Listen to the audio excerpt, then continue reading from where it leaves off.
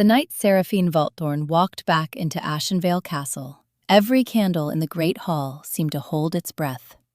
She came dressed in widow's gold, not grief, never grief, moving through the crowd like a woman who had already decided how the story would end. And at the center of it all stood Isolde, 5 years of silent loyalty stitched into the dark red of her gown, watching the woman who had shattered her husband long before she ever met him. Then Calum moved, not toward Seraphine, toward her. His hand found the small of her back, steady, deliberate, unmistakable.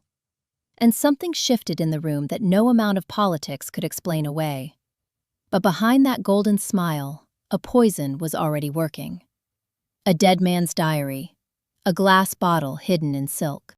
A plot 5 years in the making, and Isolde standing directly in its path. Why would a man who never truly claimed his wife suddenly place himself between her and everything she never knew was hunting her? Watch the full story to find out, because nothing about that night was an accident. The herbs knew her better than anyone. Isolde had arranged them in the order her mother taught her. Lavender nearest the window where the light touched it longest. Rosemary bundled tight and hung to dry. The fever bark stripped and soaking in cold water since dawn. The small room off the castle kitchen had no name in the household records. She had simply taken it, 3 months after arriving at Ashenveil, and no one had objected. No one had noticed. 5 years later, it still smelled like the only honest thing in the castle. She was tying a bundle of dried thyme when the letter slid across her work table. Her own handwriting, the seal of the Ironblood pack pressed in black wax, addressed to the Elder Council regarding the border dispute in the Southern Territories. She had composed the reply herself, signed it in Calum's name, and sent it through Aldrich 3 days ago. The council's response lay open beside her half-finished work, and the first line began. Your Alpha King demonstrates, as always, great wisdom in this matter. Isolde set down the time, pressed her thumb against the wax seal, felt the wolf's head there, raised and sharp, the crest of a pack that had never fully decided whether she belonged to it. Luna of the Ironblood pack. The title was real, the marriage was real. The bond had been spoken before witnesses and sealed under pack law on a night 5 years ago, when the snow had come in sideways off the sea, and Calum Drakemore had stood beside her before the Elder Council, with the expression of a man completing a necessary transaction. This is an alliance, not a courtship, he had said, quietly, so only she could hear. I will honor you as Luna. I ask only that you honor the pack. She had honored the pack. She had answered letters and settled disputes and delivered 3 children in the village at the castle's foot, and kept a careful record of every medicinal plant that grew within riding distance. She had done everything a Luna was meant to do, and she had done it without being asked, because asking would have required someone to notice she was there. She was thinking this, not bitterly, just factually, the way a physician catalogues symptoms, when the knock came. Pack healer Oswin stood in the doorway, his breath coming short, his knuckles white on the doorframe. He was 71 years old and had been the Ironblood's healer since before Calum's father ruled. His hands had delivered hundreds of children and stitched hundreds of wounds. In winter, they shook like leaves on a bare branch. My lady? His voice was careful, in the way voices got when the news was controlled, but the body betrayed it. The Alpha King returned from the Northern Patrol an hour ago. There was a skirmish at the ridge. Isolde was already standing, already reaching for her bag. How deep? Shoulder. Long. Oswin's hands did what she expected, lifted toward each other, then dropped. I can't. I know. She pulled the bag from its hook. Lead me. She had been in Calum's private chambers exactly twice in 5 years. Once when his hunting dog had died, and someone needed to inform him the body had been removed. And once when a messenger arrived at midnight, and the servants couldn't find him. Both times she had stood in the doorway, delivered information, and left. This time she walked to the center of the room without pausing. He was seated in the chair by the fire, the large one with the carved arms, the one that had left grooves in the stone floor from 500 years of being dragged toward heat. His shirt was off. Aldrich stood at his shoulder, with the look of a man trying to communicate urgency through stillness, which was difficult, because Aldrich Stonehide had been communicating urgency through stillness his entire adult life and had gotten very good at it. Calum looked up when she entered. His amber eyes, the color of old whiskey, she had always thought, or the sea in September, just before the light left it, moved to her face and then to the bag at her side. Something in his expression shifted. It was not surprise exactly, more like recalibration. The wound was what she examined first. A clean cut, diagonal across the muscle of his right shoulder, long enough to have bled through 2 layers of cloth. Not mortal, not close, but deep enough that Oswin's hands, she could see them trembling already in the lamplight, would have done more damage than good. She set her bag on the side table, did not ask permission, began laying out her instruments with the same efficiency she used when setting up before a difficult birth. Everything in its order, nothing wasted. "You did not need to come," Calum said. His voice was low, careful. The voice of a man who had learned to manage everything he said. Oswin's hands shake in winter. She did not look up from what she was doing. "You would have ended up with a crooked scar." She pulled the chair close and sat. The wound required cleaning first. She worked with cloth and the astringent tincture she kept for exactly this. And she felt him tense once, briefly, when the sting hit. He did not make a sound. Up close, she was aware of things she was not usually permitted to be aware of. The breadth of his shoulders, the way the firelight caught the line of his jaw, the scar low on his left ribs that she had never seen before, old, long-heeled, the kind that came from a blade rather than a fall. She noted it the way she noted everything. Filed it, moved on. She threaded the needle. The first pull of the stitch was when she felt it. His breath changed. Not the sharp intake of pain. Something slower. Something she recognized from years of sitting at bedsides.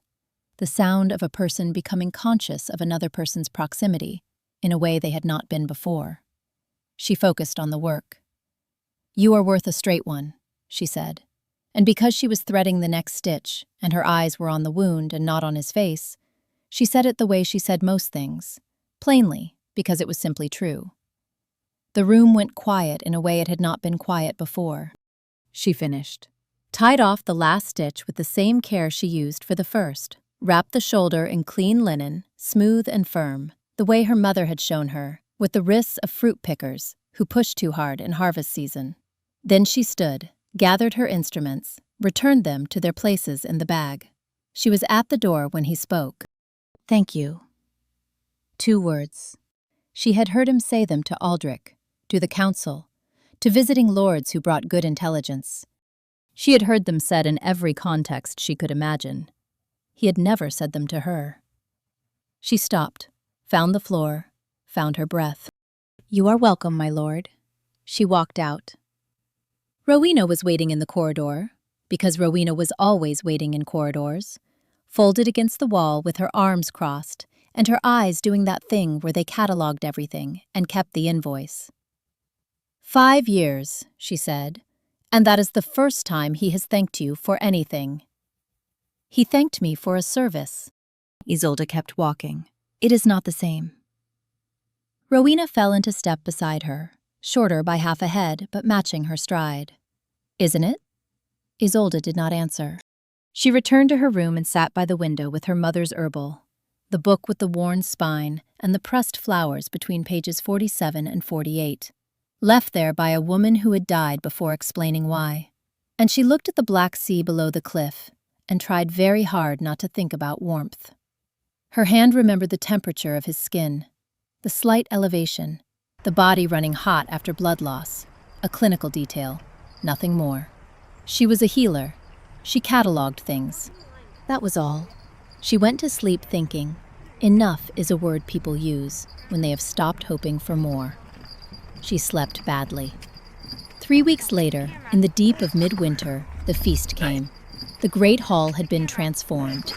Every winter, the pack lords traveled to Ashenveil for the midwinter feast, the oldest tradition, older than the castle itself, older probably than the pack in its current form. The hall burned with it, torches in iron brackets, fire in the great pit at the center. The black and silver banners of the Ironblood hanging from the rafters in the drafts from the sea. The smell was pine resin and roasting meat, and 200 people's warmth collected in one space. Isolde wore the dark red gown she had brought from her family's house. It had been her mother's once, cut for a different body, altered twice, still somehow the most honest garment she owned. She wore her hair up with silver thread and no jewelry because she had never found jewelry that felt like it belonged to her, and she did not believe in wearing things that felt borrowed. She was standing in conversation with Elder Malvera, a small, sharp woman who had been on the council since before Isolde was born, and who asked better questions about herbal medicine than most trained physicians, when she became aware that Calum was moving toward her. Not toward the table, not toward the fire, toward her. He stopped at her side and did not explain himself. Malvera looked between them with the careful neutrality of a woman who has lived long enough to know that silence contains more information than speech. When the elder council arrived to give their formal greeting, Calum placed his hand on the small of her back, light, brief, the space of 2 heartbeats. A gesture so ordinary between bonded pairs that no one should have noticed it. She noticed it. She felt it in her spine, like a key turning. Later, she was standing alone near the far column, the tall one with a crack running from floor to ceiling that had been there since a coastal storm in her grandmother's time, when he appeared beside her. Just there. No announcement, no purpose she could identify. He looked at the room with the expression he wore when he was thinking about something that required the room to be scenery. "Rowena is arguing with 3 pack lords simultaneously," he said. Isolde studied the cluster of people near the east wall, where Rowena Coldspring stood, with her feet planted and her chin up. "She usually manages 5. She is being restrained tonight." Something moved at the edge of his mouth. Not quite a smile, the shadow of the architecture of a smile. "She always was diplomatic," he said, entirely straight-faced. Isolde looked at him. He was looking at the room, but he was smiling. She had not seen him smile in 5 years. Had assumed, with the particular resignation of a person who has stopped cataloging disappointments, that she simply never would, that it was not a thing that happened in her presence. She looked away before he could catch her looking. Hope was a dangerous thing. She had spent 5 years dismantling its structure, piece by piece, and storing the parts somewhere she couldn't easily reach. She was not interested in rebuilding it on the evidence of a single, almost smile. Then the music started, and he offered her his hand. The tradition required it. The Alpha King and his Luna opened the midwinter dance. She knew this, had known it every year for 5 years, had watched him find reasons not to do it each time. A dispute that required his attention, a messenger at exactly the wrong moment. Once, memorably, the collapse of part of the eastern wall of the stables. Tonight, he simply held out his hand. She looked at it. The scar she had seen 3 weeks ago on his ribs was hidden now, but she remembered its shape, the way old wounds left topography in skin, like weather left it in stone. And the shoulder she had stitched, still healing under his sleeve, pulling slightly when he raised his arm. She placed her hand in his. The heat of him came through her glove. He danced well. She had not expected that. Or perhaps she had simply never thought about it. A man who moved like he did on patrol, all economy and weight, translated that same quality into the steps of the dance. Deliberate, unhurried, leading by a pressure in the hand rather than any overt direction. The distance between them was exactly correct. That's fine. Not intimate, not cold. The distance of someone exercising careful control. She could smell pine resin and cold air, and something underneath that she recognized everyone as take off your simply shoes and him. put them on the Warm, front dark, here. the way certain woods smelled in winter. She focused on the middle distance, on the correct Yeah, go position of ahead. her free hand, on the steps. Don't, she told herself, not this. Then the great doors at the end of the hall opened, and a woman walked in wearing gold. The room did not go silent. It did something more subtle than that. A ripple, a readjustment. The way a flock of birds shifts when something moves at the edge of their sight. Seraphine Valthorn. Isolde had never met her. She knew the name the way she knew everything about this house. Through the peripheral attention of a woman who had learned to notice what was not said, in a place where many things were not said. The woman Calum had been meant to bond with 5 years ago, before she had left him on the eve of the ceremony for Lord Edric Valthorn's inheritance. The wound that had built the wall. The name that explained everything. Now she stood in the doorway in widow's gold, technically mourning, technically restrained, but gold that caught every torch in the room and asked to be looked at. She was beautiful the way strategic things were beautiful, precisely, instrumentally, with no wasted element. Calum's hand tightened around Isolde's. It was a small thing. A single contraction, 1 heartbeat long, then released. But she felt it in every nerve in her hand, and she felt the stillness that came after. His body going to that particular quiet she recognized from difficult moments. The quiet of someone applying force inward. She could feel the music still playing. She kept dancing. She let him hold the step. Seraphine moved toward them with the serene inevitability of someone who has already decided how the conversation will go. Calum?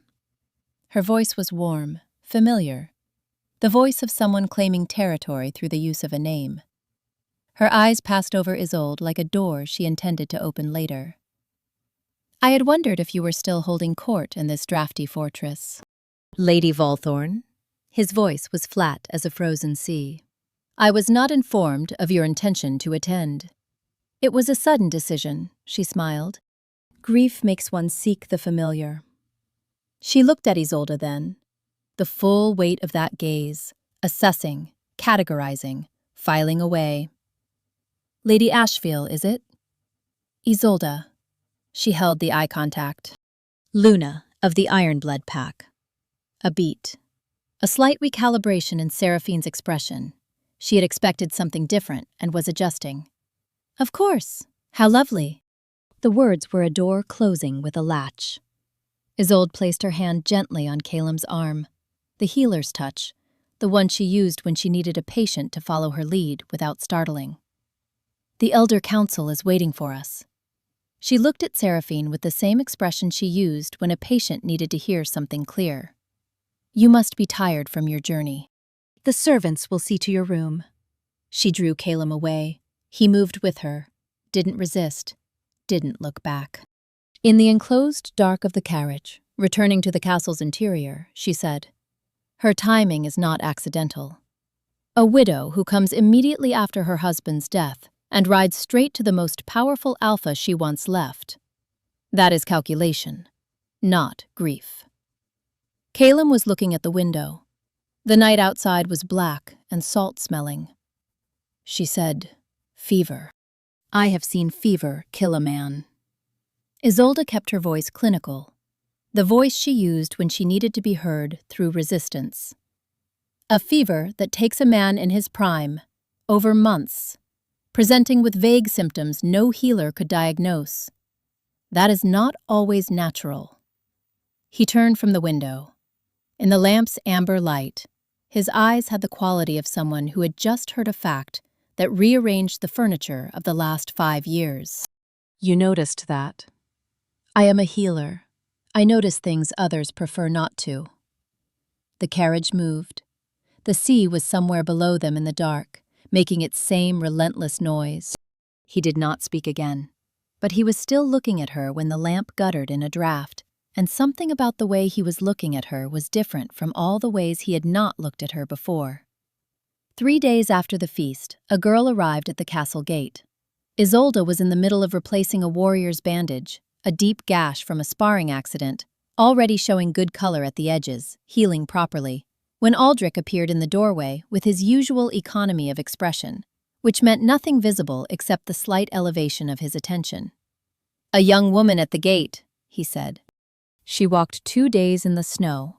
She won't say her business to the guards. She'll say it only to the Luna." The warrior looked at Isolde. Isolde looked at Aldrich. "Tell the kitchen to bring broth," she said, "and find her a fire." Mireille Volthorn was 19 years old and wore black like armor. She had the look of someone who had decided, very recently, that the grief was not yet allowed to collapse into itself, that she needed the structure of anger to hold her upright until she could set down what she carried. Her eyes were red at the edges. Her voice did not shake. "My name is Mireille Volthorn," she said. "My brother is Edric. Was Edric."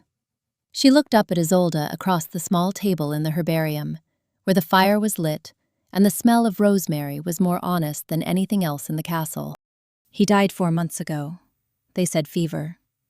She laid a journal on the table between them. "He kept a record of everything. He always did. He was that kind of man."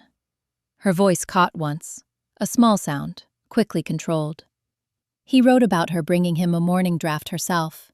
He thought it was affectionate. He wrote, 'She insists on preparing it. She says the servants are careless. I find it touching.'" Isolde did not touch the journal. She looked at Mireille's face. "There is a page near the end," Mireille said. "He writes that the apothecary she brought to the house asks strange questions. About the will. About who inherits if he dies before her." The fire shifted. Outside, the sea made its constant argument. Isolde opened the journal. She read for a long time. Behind her, Brother Anselm, Mireille's cousin, a quiet man with the precise hands and steady voice of someone who had spent 40 years doing careful work, laid out a series of notes in his small, exact script. The compound was called Quiet Water, 2 centuries old, used by poisoners because it dissolved in blood within a fortnight of death, leaving nothing behind that ordinary examination would catch. But the urine, if collected, if preserved, if given to someone who knew what they were looking for, told a different story. Lord Edric's physician kept samples, Anselm said. It was his habit. He thought they might help if the illness progressed. A pause. He was a good doctor who did not know what he was looking for. And the apothecary she used? Still operating, in the harbor district of Thornmouth. Anselm met her eyes. He is not difficult to find. Isolde set down the journal, looked at Mireille. You walked 2 days to tell me this. I saw her come here. Mireille's hands, resting on the table, were very still. I saw how she walked into the midwinter feast. I watched her look at your husband. She did not look away. I watched her look at you. She did not need to finish the sentence. Isolde was already inside it. She will not stop, Mireille said. She has done it once. A woman who has done it once finds it easier the second time. When Mireille stood to leave, she winced, a small, unwilling sound, quickly swallowed. She had been sitting without complaint for an hour, and now the ankle that had carried her 2 days in frozen boots made its accounting. Isolde said, "Sit." Mireille sat. She undid the lacing of the boot herself, slowly, the way she did with all reluctant patients, not asking, not explaining, just making the fact of care so ordinary that resistance felt unnecessary. The ankle was bruised at the outer edge, swollen across the lateral bone, not broken but unhappy. She wrapped it, firm, even pressure, the way her mother had taught her. Mireille watched her hands. Something in her face had come undone slightly, a small giving way, the architecture of held together, coming a little loose. You don't have to do that. You walked 2 days in the snow to bring me the truth. Isolde tied off the bandage, smooth and flat, then looked up at her. The least I can do is make sure you can walk home. Something in Mireille's throat moved. Her eyes filled, briefly and completely, and she looked at the ceiling and blinked until they were clear again. Isolde gathered her supplies, did not remark on the tears. Some things deserve the dignity of not being witnessed. You and Brother Anselm will stay here, she said, standing. "You are guest of Ashenveil Castle until this is finished." She looked at Rowena, who had been standing in the doorway for the last 20 minutes, pretending to examine the wall. "Rowena will see to rooms and meals." Rowena, who had been doing exactly that, nodded. "And the journal?" Mireille asked. "I'm taking it." Isolde paused at the door. "To him." She had never entered the war room uninvited. It was one of the rules she had built for herself in the first year. Not imposed by anyone, simply understood. There was his world, and there was hers. And the border between them was maintained with the same careful neutrality she maintained with everything she couldn't afford to feel too much about. His maps and his strategy and his silences, and the particular heavy quality of the air around him, were his. The herbarium, and the letters, and the deliveries, and the slow architectural work of keeping a pack alive in small ways, were hers. She pushed the door open. He was at the large table, bent over a patrol map with a lamp angled to show the detail. He looked up. The lamp made amber of his eyes and shadow of everything else. She walked to the table and set the journal down. "Read it," she said. "All of it." She stood by the window while he read. The sea was below, black and restless, the same as always. She watched the way the surf caught in the moonlight and turned briefly white before pulling back. She heard it in his breathing when he reached the relevant passages. Nothing dramatic, just the quality of the silence changing. The way silence changes in a room when the person in it has been given something to carry. When he set the journal down, he did not say anything for a long time. 5 years, he said at last. I blamed myself for what she did. His voice was flat, the flatness of a field after a fire. Not empty, but cleared. Everything not essential burned away. I thought I must have failed her, that something in me made her choose to leave. I spent 5 years thinking that. He turned from the journal. The line of his jaw was hard in the lamplight. She left me for a dead man's inheritance. Isolde did not offer comfort. He was not asking for comfort. He was saying a thing out loud that he had carried for 5 years and needed to hear himself say. And the best thing she could do was be still and let the air hold it. Yes, she said. Simply. Honestly. He laughed, a short, humorless sound, more exhale than anything. You have known this, haven't you? I suspected it. I had no evidence, until tonight. He looked at her. Really looked at her. The same way he had looked at her in the carriage. The particular attention of someone who is adjusting their understanding. How? Because grief does not move the way she moves. Because she looks at everything like she is adding it to an inventory. Because... She paused. Because a woman who genuinely mourned a man would not arrive at her former love's home 3 weeks after his funeral, dressed in gold. He was quiet for a long moment. I need you to play a role, he said then, in public. She is already working Lord Harwick toward the Elder Council. I had Aldrich confirm it this evening. She intends to argue the bond is hollow under old pack law. The word hollow landed in her chest with a specific weight. A performance, she said. He hesitated. One of his rare, genuine hesitations. Not calculated, just a man who had said something that cost him something. Yes. She looked at him. The fire had burned down. The room was mostly lamp and shadow now. She had been in this castle 5 years. She had signed his letters and kept his pack's health, and never once required anything from him. She was aware of the particular power of that, of never having needed anything from someone, and then needing something. I have a condition, she said. Name it. No more walking through a room as if I am part of the stonework. She held his gaze. If we're performing unity, it must be convincing. And that requires you to remember, I am in the room. He looked at her. The amber eyes did not move from her face. Agreed, he said. It was a quiet word, but something in the way he said it, the weight behind it, like a man making a promise rather than a concession, made her think that agreed was not the only thing he meant. He could not sleep. She learned this at nearly 3 a.m, when she heard footsteps in the corridor outside her room. Slow, uneven, the footsteps of someone who has given up on bed and is simply moving. She opened the door.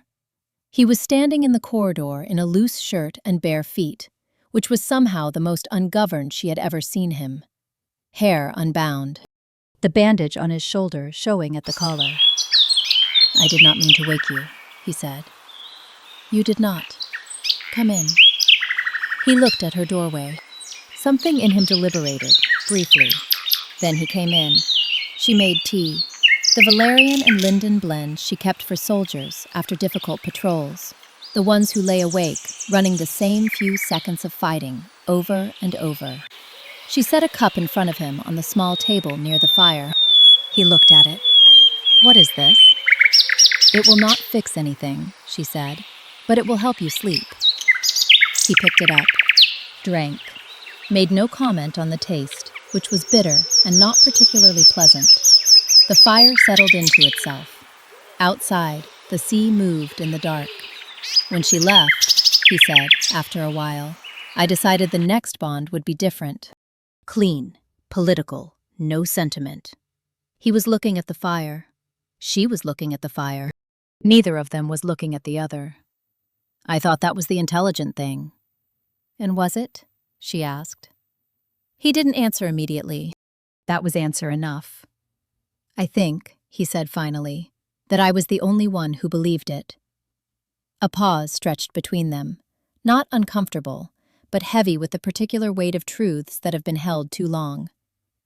"She made you believe the problem was in you," Isolde said, not a question.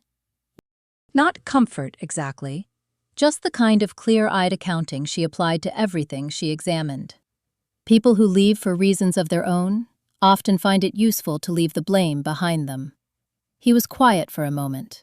Then, "You say that as though it were obvious." "It is obvious, from the outside." She looked at the fire. "We are rarely on the outside of our own wounds." Something shifted in him at that, not visibly, but she felt it. The way she felt changes in a patient's breathing. A small giving way. The kind that happened when a person had been braced against something for so long they had forgotten they were bracing. He fell asleep in the chair near the fire, which she had not expected. One moment he was awake, and then he was not. The way bodies sometimes simply claimed what they needed when the guardedness lowered. His head dropped back. His breathing slowed and steadied. She returned to her chair with her mother's herbal and read until the window started to show gray. When he stirred, just before dawn, she was still there. He opened his eyes and found her, and went still for a moment, as if checking that what he was seeing was real. "You should have sent me away," he said. "You had a wound that hadn't finished healing." She turned a page. "I don't send patients away in the middle of the night." He looked at her with the lamp burning low between them, the fire gone to ash, the gray light beginning at the window. Something moved in his face that she could not entirely read. Softer than what he usually showed. Older somehow. A little undone. Then he stood, straightened his shirt, and left without another word. His footsteps receded down the corridor. She sat alone in the slowly brightening room, her mother's book open on her knee, her hand resting over a passage about the keeping of roots in winter. She thought, "Careful." She thought, "Be careful." She turned the page. What followed was 10 days of something Isolde had no clean name for. He was present. That was the simplest way to say it. He was present in the ways he had not been. In the morning council sessions, where she now sat beside him at the table rather than behind it, he wrote down her assessments of the border disputes and presented them as contributions rather than domestic observations. In the evening meals, he sat near enough that conversation was possible. He remembered that she did not eat burned meat and had it replaced without being asked. He noticed, apparently for the first time, that she was there. She watched this happening and tried, with clinical precision, to keep it in the correct column. Performance. The column on the left, the one that had a lid. Then he came to her room a second time. Not at 3 in the morning, but in the late afternoon, when the light came in low and golden through the western windows, and she was grinding dried feverfew into powder. He knocked. She told him to come in. He sat in the chair near the window and looked out at the sea, and she went on grinding, and they existed in the same room for an hour without speaking, and it was, she realized, the most comfortable hour she had spent in 5 years. This did not belong in the column on the left. The day after, he stopped by the herbarium in the afternoon again, this time with a question about a plant she'd been cultivating on the western terrace, a frost-resistant variety she'd brought up from the lowland markets the previous spring. It was a genuine question. She knew the difference between genuine curiosity and the performed kind. He listened to her answer with the full attention he gave to patrol reports and treaty negotiations. "My mother kept a garden," he said, when she had finished. It was offered plainly, with the slightly careful quality of a man sharing something he does not usually share. "I remember the smell of it. I hadn't thought about it in years." Isolde looked at him. "What grew there?" "Lavender, mostly, along the south wall." A pause. "She said it kept the wolves calm." "It does." She looked back at the cuttings she was sorting. The oils in the flowers interact with certain receptors. There's a reason it's been used in healing houses for centuries. He was quiet a moment. "You knew that, and never planted it near the barracks." "I planted it near the barracks in my second year here." She glanced at him sideways. No one noticed. Something moved in his expression. Not quite guilt. Something more considered than guilt. The look of a man cataloging an error with the intention of not repeating it. "I notice now," he said. She did not answer, but she did not look away either, and for a moment the room held the particular warmth of two people who have arrived at the same understanding from different directions. He came to the herbarium the following week with a new wound, the shallow kind, a length of practice rope under tension that had slipped and cut along his forearm. Not serious. He was capable of wrapping it himself. He had, presumably, been wrapping small wounds himself since he was a boy. He came to her anyway. She made him sit. He sat. She cleaned the cut, a clean line, already clotting, nothing urgent. And she was aware, with the careful attention she usually reserved for symptoms that didn't yet have names, of all the specific details of the moment. The temperature of his arm under her hands. His absolute stillness. The way he watched her work, with an attention he was not trying to conceal. "You have done this many times," he said. "Wounded men are not uncommon in a wolf pack." "You never told me you were trained." She did not look up. "You never asked." A small silence. "I should have." She looked up then, and they were close, because she was sitting and he was sitting, and the table was narrow, and she had not calculated the geometry of it until this moment. His amber eyes were very clear in the afternoon light. She looked back down at the bandage, finished it, tied the final knot with hands that were entirely steady, because she was a healer, and healers kept their hands steady. She did not remove her hands immediately. "Thank you," he said. It was the same 2 words he had said the first time, but the same words, said in the same low voice, had different weight now. She felt it in the place where the column with the lid had started to develop structural problems. She took her hands back. "Of course," she said, which was nothing, which was exactly the right amount of nothing. She played the harp that night because she needed to.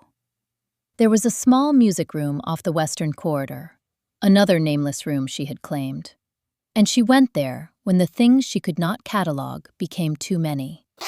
She played from memory, the old ritual songs, the ones about covenant and the keeping of faith through winter. Her mother had known all of them. So did she. She was somewhere in the middle of the third when she became aware of a presence in the doorway. She did not stop playing. She let the notes continue, knowing he was there. choosing to go on rather than acknowledge it, a decision that felt significant in ways she would understand later. She played until the song finished, lowered her hands. The doorway was empty. His footsteps were faint in the corridor, already far. In the morning, he stopped her in the passage before the first meal. "I heard you last night, through the corridor." She looked at him. "I have played every winter." "I know." His voice was very even. "I have always heard." Then he walked away, the way he occasionally said things that required no response, and left before she could give one. She stood in the passage with her hand pressed flat against the cold stone wall, feeling her own pulse. "Careful," she told herself. "You are not careful anymore," she answered. 3 days later, in the enclosed garden where she kept her cold-weather herbs under straw, she slipped. The frost came late that year, and it came silently. A thin, invisible layer on the stone that was not there when she entered the garden, and was very much there when she crossed the central path. Her foot went, and she felt the particular helplessness of a fall already in progress. His hand closed around her arm. Not her hand, her arm, at the elbow. A firm grip that stopped her without pulling, stabilized her without yanking. The grip of someone who had caught falling things before and knew the exact amount of force required. She found her footing, straightened. He did not let go. They stood in the frozen garden with his hand on her arm and the cold coming up from the stone, and their breath making small white clouds in the morning air. He was very close, the geometry of a catch, unavoidable but not remedied. His amber eyes looked down at her with an expression that was not performance. "Careful," he said. "I am always careful. You are usually more careful than this." She looked up at him. He was still close. The hand at her elbow was still there. From across the garden, Rowena cleared her throat, a sound of such precise, theatrical timing that it was obviously deliberate. He released her arm, but slowly, with the specific slowness of someone who has decided to release something but has not fully transmitted the decision to their hand. "Thank you," she said. He nodded once, and they stood there in the still morning for one more second before they both remembered that they were people who needed to be somewhere else. Rowena found her in the herbarium an hour later. "That was not a man following a script," Rowena said, without preamble. "A man performing does not look at his wife the way he looked at you in that garden. Do not make me hope for something that might still be strategy." Isolde kept her eyes on the tisane she was making. And what if it is not? What if he is finally seeing what has been standing in front of him for 5 years? Isolde was quiet for a moment. "Then he is very late," she said. "Better late than absent." Isolde poured the tisane and did not answer, because Rowena was right, and she needed to be in motion to hold that knowledge in a way she could keep her hands steady around. The intelligence Aldrich laid before them was methodical, and exact in the way all of Aldrich's intelligence was, because Aldrich considered imprecision a form of failure. Seraphine had been to Thornmouth Harbor 3 times in the last fortnight. She had visited a compound maker in the warehouse quarter, a man with a specific and discreet clientele. She had also met Lord Harwick on 4 separate occasions, and Harwick, whose long dislike of the Ashenveil family predated Isolde's arrival at the castle by a generation, had been seen in correspondence with 2 other elder council members. "The argument she intends to put before the council," Calum said. "Bond rash," Aldrich confirmed. "Old pack law. A bond that has never been consummated can be declared hollow, and a hollow bond is not binding." The word landed in the room. Isolde looked at the table in front of her, at the place where her hands rested, the healer's hands, the hands that had signed letters and wrapped wounds and kept this pack alive in the small daily ways for 5 years, and she felt the full weight of what hollow meant in the language of pack law. She looked up. Calum was looking at her. "And the other matter?" she said. Aldrich set the linen cloth on the table and unfolded it. Inside, a small glass bottle, sealed with dark wax. The liquid inside was colorless. Brother Anselm rose from his chair and came to look at it without being asked. He uncorked the bottle and held it to the lamp, then to his nose. His expression did not change, but his breathing did. Slightly, carefully. "Quiet water," he said. "Found in her room," Aldrich said. "Per instructions." "Where?" Seraphine said. She was standing near the far wall. She had been summoned to this meeting under the pretext of a council inquiry, and the word came out sharp before she could stop it.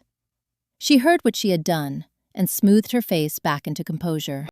But the word had already been in the air. Brother Anselm set the bottle down. "I can identify this compound by sight and preparation," he said. "It is what killed Lord Edric Valthorn. I will swear this before the Elder Council, before God, and before any tribunal that requires it." Seraphine turned to Calum. Her face moved through several things very quickly. Surprise, recalculation, something like grief that had no grief behind it, only the structure of grief performed for an audience that was no longer convinced. "Calum," her voice was soft, intimate, reaching for the register of shared history. "This is a misunderstanding. I don't know where that. She would have done the same to me." He said it quietly, to no one specifically, a fact being stated to the room, not a question. Isolde said, "Yes, I believe that was the intention." He turned to look at her. She met his eyes. Something passed between them that was not about strategy or performance or the mechanics of pack law. Something simpler and harder. Two people standing in the same room, both seeing the same thing, clearly. When the others left, Aldrich taking Seraphine under guard, Anselm gathering his instruments, Mireille following with the quiet dignity she had maintained throughout, Calum and Isolde remained. He stood at the window for a long time. The sea was gray today, the color of cold iron. "I treated you as a term in a contract," he said, without turning, "rather than a person. I gave you a title and the weight of this house to carry alone." She waited.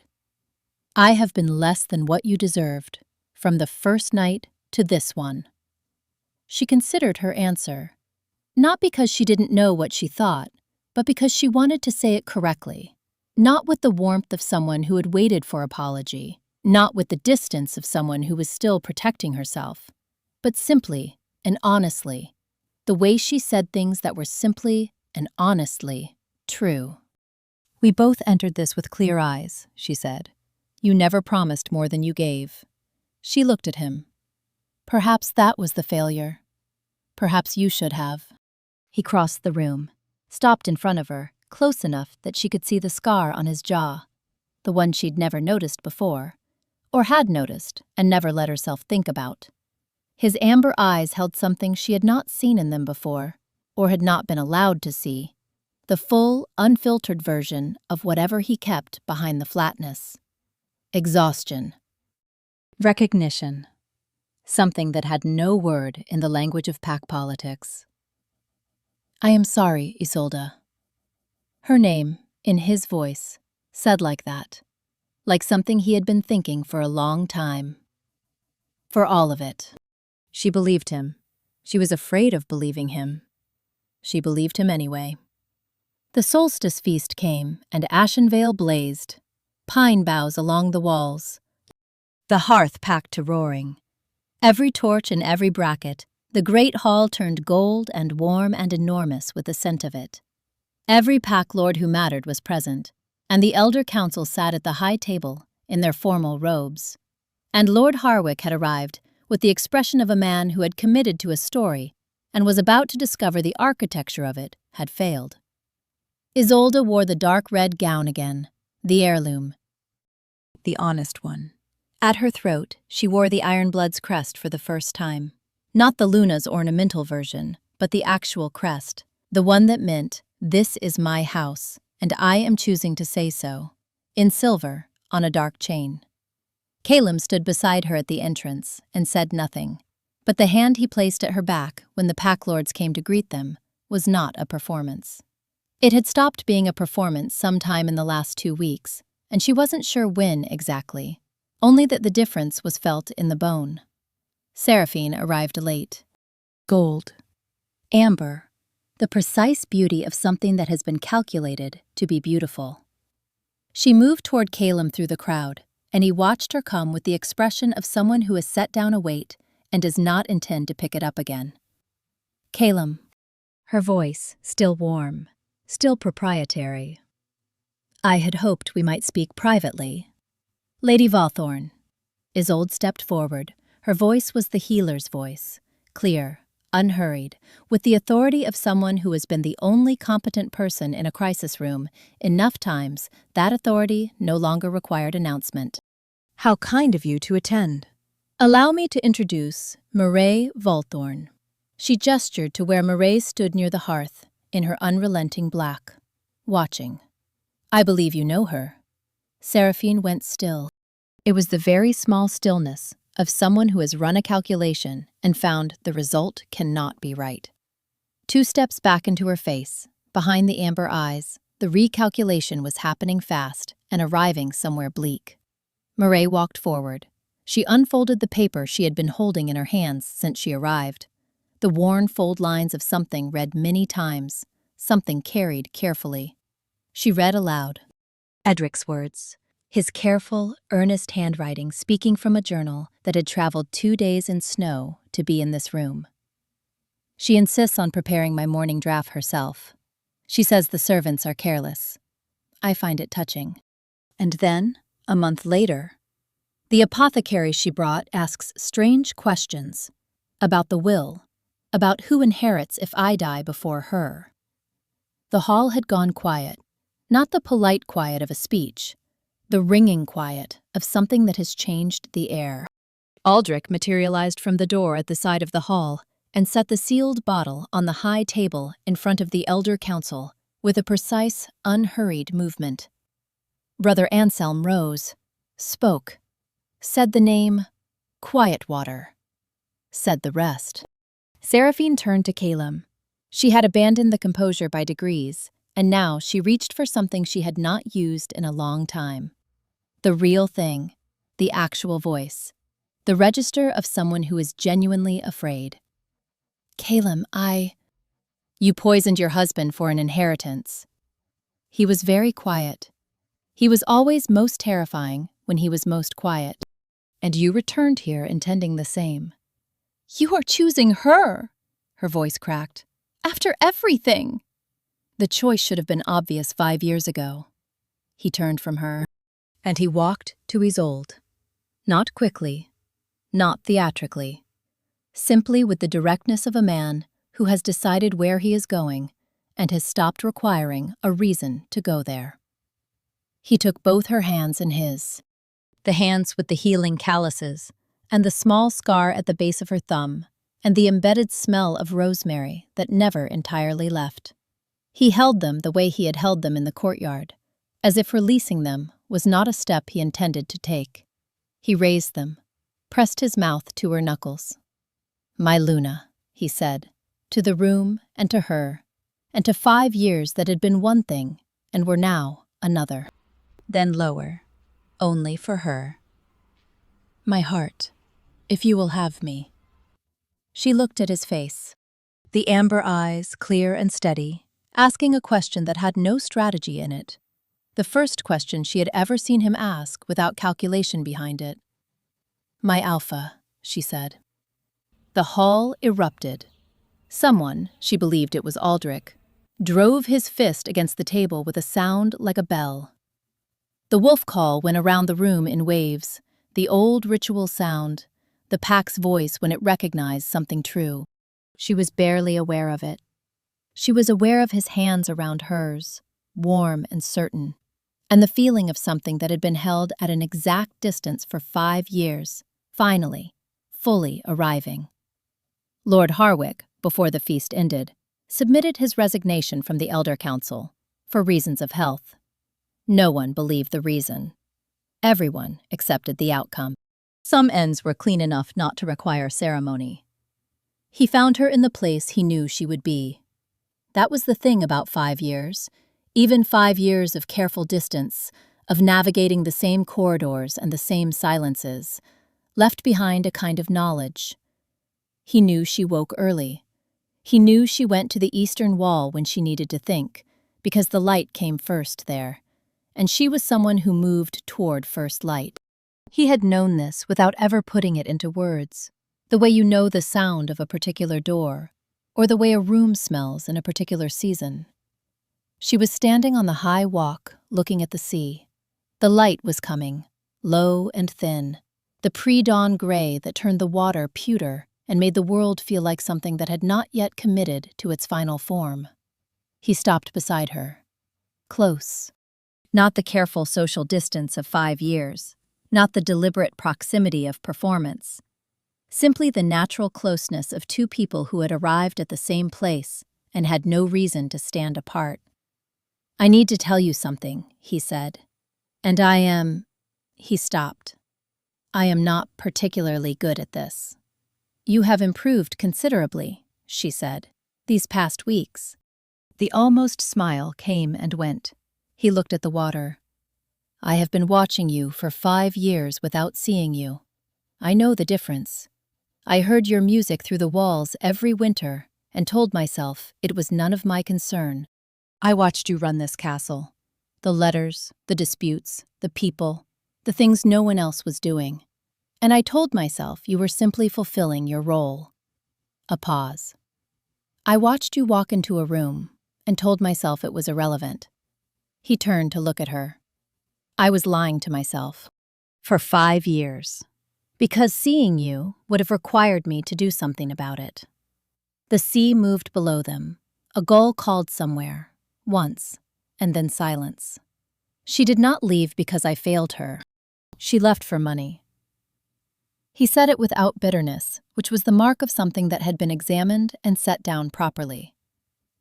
"And I spent 5 years punishing you for her choice." Isolde was quiet. She thought about the herbarium, and the letters, and the births in the village, and the 3 in the morning cup of tea, the pressed flowers in her mother's book. The specific weight of enough, used as a substitute for more. She thought about all the ways she had made peace with the thing, instead of wanting it differently. She thought, and yet. "Are you telling me you love me, Calum Drakemore?" He almost laughed. Not quite, but the crease at the corner of his eye, the very slight softening of the line of his mouth, was close enough. "I believe I am, though I am making rather a poor job of it." She lifted her hand, touched the angle of his jaw with her fingertips, the way she would feel for swelling, the way she had spent 5 years touching wounds on other people, because she was a healer, and healing was a way to be close to things, without asking for more than the wound required. "You are doing better than you think," she said.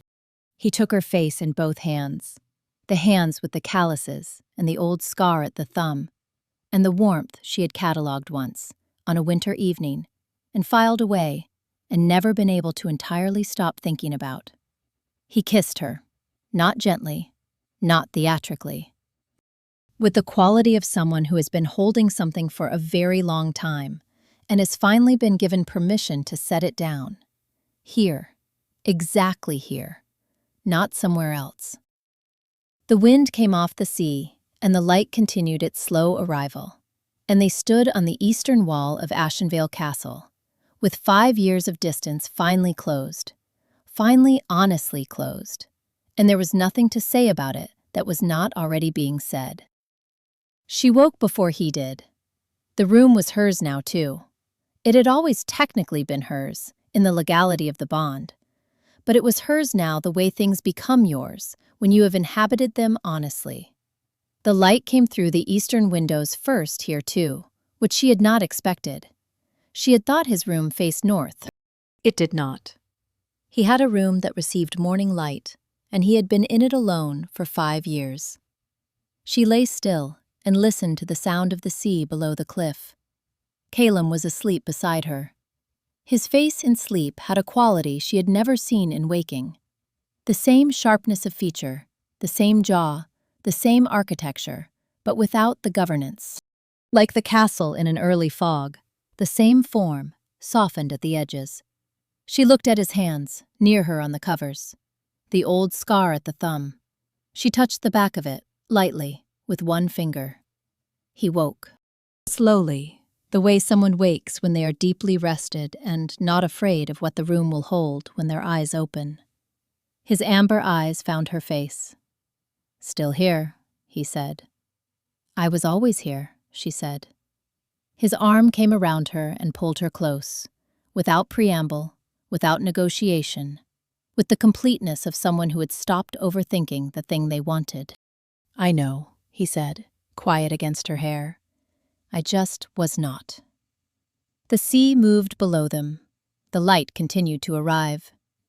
Rowena found them in the great hall that afternoon, standing by the fire, discussing the spring patrol routes with the tone of two people who had been discussing things together for a long time, and had only recently stopped pretending they weren't. Their hands were not touching, but the particular geometry of how they stood, close, turned slightly toward each other, the way objects placed by the same hand tend to face the same direction, told everything that needed telling. Rowena looked at Isolde over Calem's shoulder. Isolde met her eye, said nothing. The corner of her mouth did something very small. Rowena had the discretion, for once in her life, not to speak. She walked away. She found Aldrich in the corridor, and they stood together in the manner of people who have been watching something develop for a very long time and have now arrived at the satisfaction of being correct. "About time," Rowena said. "I said the same," Aldrich replied.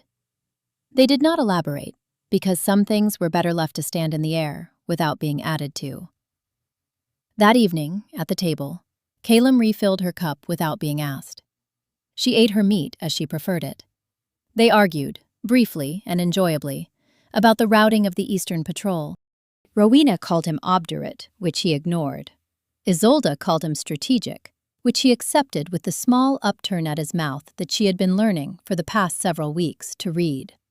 Afterward, she played. He came in this time, came in and sat in the chair near the far wall and listened without trying to be unobserved. She played the covenant songs, the ritual ones her mother had known, the old words about faithfulness through winter, and the kind of love that was not a promise, but a practice, done in small ways, daily, until it became the substance of a life. She played until the song was finished, lowered her hands. "Again," he said. She looked at him. "Please," he added, with the very slight self-consciousness of a man who had not been practicing the word, but was committed to improving. She placed her hands on the strings again. She played. Outside the eastern walls, the sea kept its watch. The winter continued as it had continued for centuries, hard and cold, and full of light in the early morning, the kind of light that came to those who were willing to be present for it. The castle was alive with the sounds of people going about their lives, and somewhere in the warm middle of it, in a room that smelled of rosemary and old books and the sea, two people were learning, slowly and not without difficulty, and with all the imprecision of real things, what it meant to actually be home. The bond was never hollow. It had been waiting, patient, present, unbroken, for them to finally claim it. If you made it all the way here, drop a comment and tell me which moment got you. Was it the bandaging scene? The 3 a.m. tea? The garden? I genuinely want to know which one broke you first. And if this kind of slow burn, quiet love storytelling is your thing, subscribe and hit the bell so you never miss the next one. Every story we make starts with a simple question. What does it look like when people finally choose each other? Thank you for watching. See you in the next one.